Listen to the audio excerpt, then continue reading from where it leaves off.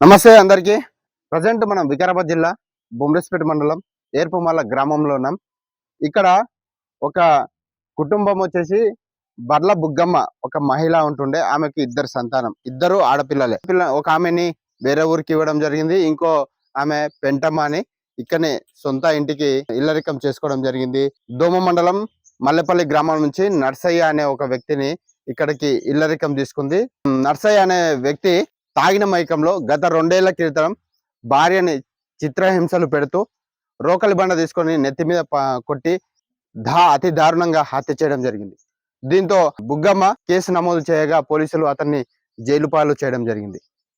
So ఇటీవలే గత 10 రోజుల కిందట ఆ పెంటమ్మకు ఒకే ఒక కొడుకు ఉన్నాడు. ఆ కొడుకు ప్రజెంట్ ఇక్కడ ఉన్నాడు. ఆయన పేరు కూడా నరేష్. ఈయన చాలా చిన్నగా ఉన్నాడు. 5-6 సంవత్సరాలు మాత్రమే ఉంటాడు. ఇంకా ఆయన క్లియర్ గా మాట్లాడడానికి కూడా ఆయనకు కరెక్ట్ రాని పరిస్థితి ఉంది. సో ఈయన ఏం చేస్తున్నాడంటే, తల్లి చనిపోయిన క్రమంలో తండ్రి జైలు పాలయ్యాడు.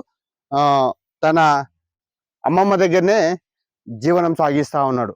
అమ్మమ్మనే బుగ్గమ్మ తన పోషణ అంతా పెనుభారమై ఆమె చూసుకుంటున్న క్రమంలో ఆమె కూడా ఇటీవలే సాయంత్రం టైంలో వంట చేసుకుంటూ పొయ్యి దగ్గర ఉన్న క్రమంలో ఆమె కూడా ప్రమాదవశాత్తు చీర అంటుకొని ఆమె కూడా హాస్పిటల్లో చికిత్స పొందుతూ మృత్యువాత పడడం జరిగింది. తల్లి మృతి చెందింది.